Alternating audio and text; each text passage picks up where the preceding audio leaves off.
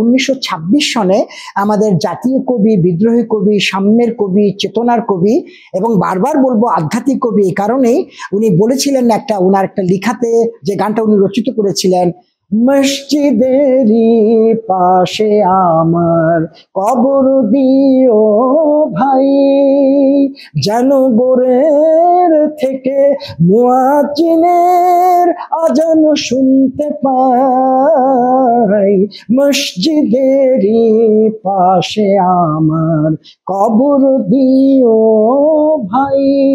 এই যে উনার কথাগুলা, এই যে আবেগ দিয়ে যে কথাগুলা উনি আল্লাহকে উনার যে এটা যে প্রকাশ করেছিলেন, দেখেন উনার এই কথাতে আল্লাহ এত সন্তুষ্ট ছিলেন।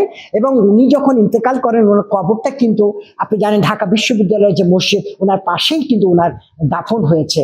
এবং প্রত্যেকটা গানের মধ্যে কথাগুলো বলেছিলেন যে আমি কবর থেকে যখন কোরআন তেলাওয়াত করা হয় তাদের সাথে আমি যাতে নাম যুক্তে চাই, সেই তেলাওয়াতের যেটা আমি মধুর গুলো আমি শুনতে পাই। এই যে কথাগুলা, আল্লাহ তো ওনার কথা শুনেছেন। এই ছিল নজরুলের আধ্যাত্মিক। এবং উনি আরেকটা কথাও উনি বলেছিলেন, দূর আজানে মধুর ধ্বনি বাজে বাজে মসজিদের মিনারে, বাজে বাজে মসজিদের মিনারে, দূর আজানের মধুর ধ্বনি বাজে বাজে মসজিদের মিনারে। সেই বিদ্রোহী কবি, আমাদের আধ্যাত্মিক কবি 1926 সনে ইলেকশন করবেন।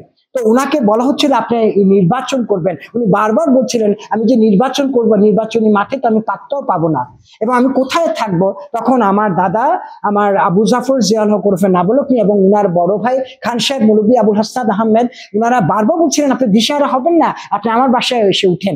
তখন নজরুলকে এখানে নিয়ে আসা হলো, ডেকে নিয়ে আসা হলো, এবং এই বাসাতে থেকেছেন, আতিথ্য গ্রহণ করেছেন। 1926 সনে একাধারে উনি 3 মাস 4 মাস থেকেছেন, একাধারে উনি 3 মাস 4 মাস থেকেছেন, এই পালংয়ে থেকেছেন, এবং উনি ইলেকশন করেছিলেন। এবং আমার দাদারা 1926 সনে তৎকালীন সময়ে উনাকে নির্বাচনী মাঠে ক্যাম্পিং করার পারপাসে, ইলেকশন পারপাসে উনাকে এই বাসা থেকে, জমিদার বাড়ি থেকে 300 টাকা দেওয়া হয়েছিল 1926 সালে তৎকালীন সময়, এবং ঘোড়ার গাড়ি দেওয়া হয়েছিল যাতে উনি আরাম আয়াসে যাতে ঘোড়া গাড়ি দিয়ে ক্যাম্পিং করতে পারেন। এই গেল নজরুল। এবং আমরা যে এলাকাটা থাকি, এই এলাকাটার নাম হচ্ছে বেচারাম দেউরিতে নজরুল পরপর 3 বার আসেন। এই ফার্স্টে আসেন জমিদার আবুল খায়ের সাহেবের বাড়িতে, আমি যেখানে বসে কথা বলছি এখানে, এবং এখানে থেকেছেন। এবং দ্বিতীয়বার নজরুল আবারও আসেন নজরুল 1934 সনে। নজরুল আবারও আসেন 1934 সনে, যেটা এখন আজকাল বেচারাম দেউরিতে আমরা বলি পায়রা চত্বর। সেখানে বটগাছ ছিল, এই বটগাছের এখানে পাশেই লাগানো হচ্ছে মসজিদ। মৌলভী আবু আল মুজাফর আবদুল্লাহ জিনার নামে আমাদের কেরানীগঞ্জে একটা রাস্তা আছে আবদুল্লাহপুর, এবং একটা ব্রিজ আছে আবদুল্লাহপুর, সেই আবদুল্লাহ সাহেবেরই বেচারাম দেউরি আবদুল্লাহ ওয়াকফ স্টেট এই মসজিদ, মৌলভী আবু আল মুজাফর আবদুল্লাহর মসজিদ। ওই মসজিদের পাশে মৌলানা থাকার জন্য রুম ছিল 3-4টা, সেটার মধ্যে 3-4টার মধ্যে একটা রুমে নজরুল থেকেছেন 1934 সনে। এবং কাশ্মীর শাসক শাহ ইউসুফ আল কাদরি আল জিলানী রহমতুল্লাহ, উনি তখন জীবিত অবস্থায় উনার 2 ছেলে হযরত সৈয়দ হুসাইনুর রহমান আল কাদরি, হযরত সৈয়দ আতাউর রহমান আল কাদরি, ওনার সাথে বন্ধুত্ব ছিল, আত্মার মানে আন্তরিকতা ছিল। সেই সূত্রে উনি ওই যেখানে কাশ্মীর শাসকের মাজার আছে, আমি 1934 কথা বলছি, সেখানে বাগিচা ছিল, বাগান ছিল, সুন্দর বাগিচা এবং বাগান ছিল। এবং উনি যে রুমে থাকতেন মসজিদের পাশে, সেই রুম থেকে উনি বুলবুলি পাখির আওয়াজ শুনে উনি দিশাহারা হয়ে যেতেন, উনি পাগল হয়ে ছুটে যেতেন সেই বাগানে বসে। ওনার সেই বিখ্যাত গান উনি রচিত করলেন 1934 সনে।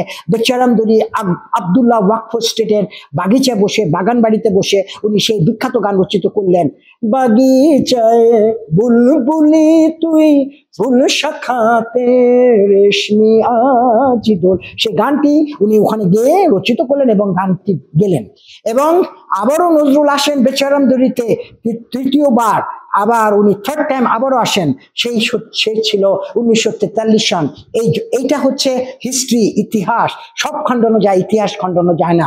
বেচারাম দেউরিতে আবার উনি 3য়-বার আবারও আসেন আবারও আসেন 1943 সনে, যেটা বাংলাদেশের সবচেয়ে বড় দুর্ভিক্ষ হয়েছিল, 43 সনের দুর্ভিক্ষ।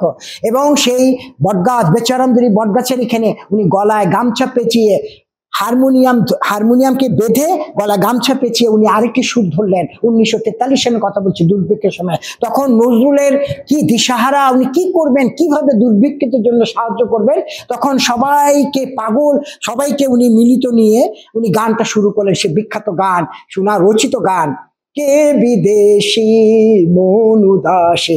যখনই উনি গানটি সুর ধরলেন, গাওয়া শুরু করলেন, সবাই ঝাঁপিয়ে পড়লো নজরুলকে সহযোগিতা করার জন্য। কিভাবে সহযোগিতা করেছে? কেউ চাদর ধরেছে 4 কোণা দিয়ে, কেউ শাড়ি ধরেছে 4 কোণা দিয়ে দাঁড়িয়ে গেছে, কেউ আপনার বারান্দা থেকে, কেউ দোতলা থেকে ছুঁড়ে ছুঁড়ে ফেলেছে কানের দুল, স্বর্ণের কানের দুল, গলার চেন খুলে দিয়েছে টাকা পয়সা দিয়ে। এইভাবে 1943 সনে দুর্ভিক্ষের জন্য নজরুলকে সহযোগিতা করে।